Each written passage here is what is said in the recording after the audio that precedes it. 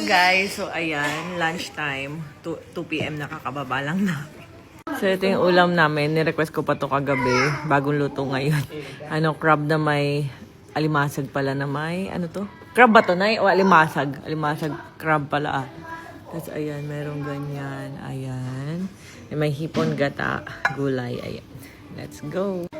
Dade. Ang kulit nitong dalawa eh. Dulas pa.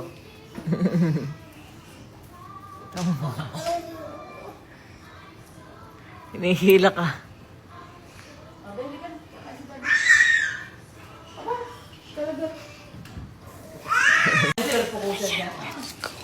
Kasi meron kaming lakad ngayon. Ay, alimango nga siya. Ayan yung alimango. Nakita niya ate niya na. Ito yung alimango namin nung minsan pa na frozen ni nanay. Sabang ano siya. Mabuhos sa akin. Ikaw po, hihingan niya na. Halika na. May nag-crave kasi ako sa gulay. Pero gusto ko may seafood. Ba, hindi ko na naman makita yung mga kalabasa. Hindi kayo nahabol, daddy, hindi. Hindi kayo nahabol. Kain na, Nay. Kumain na kayo, Nay. Kain ulit. Irit. Almusal na yun. Oh, nandiyan na naman siya. Ano eh?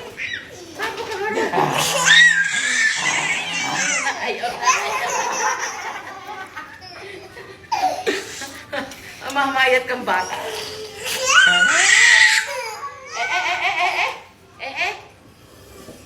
Kontrol sa daddy niya. Sa boses natin. Mababalian.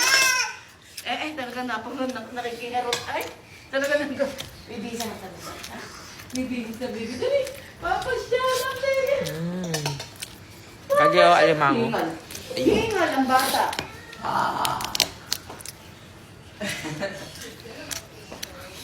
Ngayon ka dito, Nay. Ay, sir, wala pang bukas. Ano po sa... Yan po sa pantry. Sa poultry. Sabi ni Nasugbo. Sa poultry daw.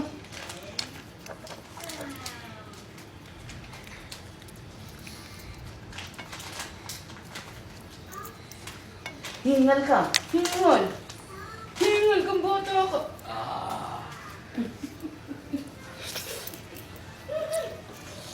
Ulog ka, sige. Baka. Kasi sa daddy Glenn pala. Nakakalakad. Yabang. Kaya na to. Lalakad na eh, oh. Ano dyan ba na po, sir? Lalakad na. Akala ko po eh. Nasa umuwi. Hindi, bumalik din. Kumuha lang ng gamit. Baga po. Oo. Akala ko po sa iyo. Akala ko bumoto pa.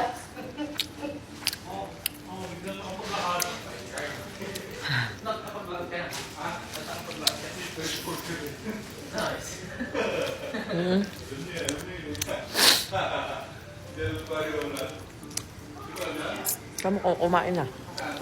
Kaya na kayo!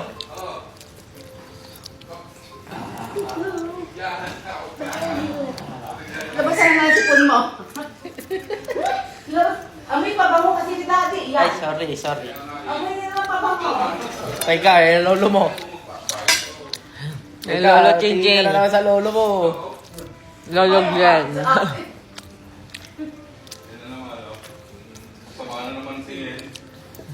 Tingin mo? Nakuha niyo yung pinalalamog ni nanay. Yun? Yung may dami ng tanglad ba yun?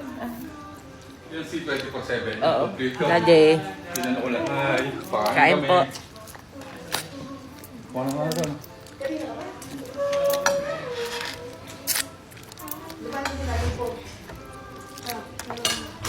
Ito, nakapagpalagdag.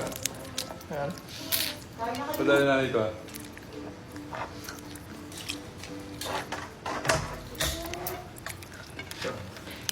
Hindi umiyak lang. May tao. Kakain kayo. Punta lang kayo dito. Kasi na-exercise kayo. Oo nga. Nakumali ka. Kaya pa kami nagtatalo eh. Nag-uuyo. Sabi ko, hindi pa yata nabawakan mo ngayon. Bumoto ka na ba? Saan ba naboto? Ayan guys, so kakauwi lang namin. Grabe.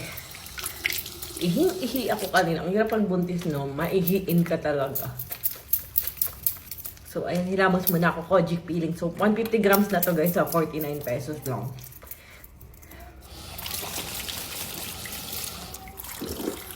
Ayan.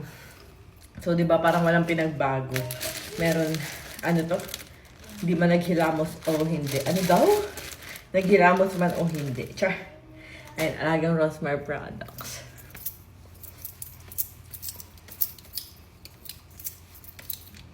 Ayan, ganyan lang. Sa kilikili. Ito rin ginagamit kong sabon. Ito kasi guys, nakakaputi ito ng kilikili. Tapos nakakaalis ng amoy. Pwede rin siya sa mga buntis at lactating. For face and body. Tapos ayan. Spray natin ng Dio Mist. And tapos guys, papakita ko sa inyo na maglalagay tayo nitong Rosemary Premium Tinted Sunscreen. Hindi lang to guys kasi pang umaga. Pwede rin to kahit sa gabi kasi nga meron siyang whitening effect plus anti-aging. So parang skincare na rin talaga siya na pang-pakinis, pang-pa-fresh, pang-paputi ng face. Meron siyang niacinamide and alpha-arbutin. Ayan. And hindi siya ma-apply sa mukha. Tingnan nyo, para kung may foundation, di ba?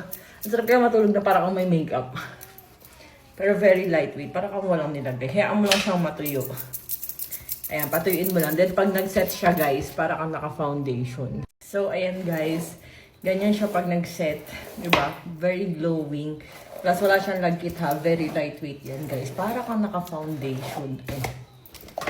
So, ready to sleep na si Buntis. Ayan, check out nyo na yan guys. Ang dami nagsasabi para daw ako naka-foundation. Rosemary Premium Tinted Sunscreen lang yan. Ayan, check out na.